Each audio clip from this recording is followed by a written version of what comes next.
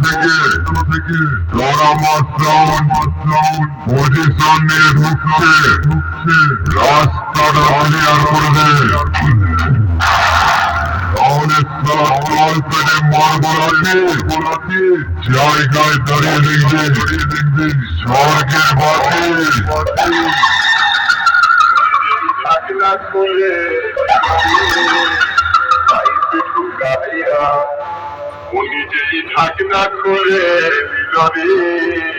পাইপে ঢুকাইয়া আমার পাম্পে যত হোটেল ছিল আমার পাম্পে যত হোটেল ছিল সব দিল শুকাইয়া রে Up to the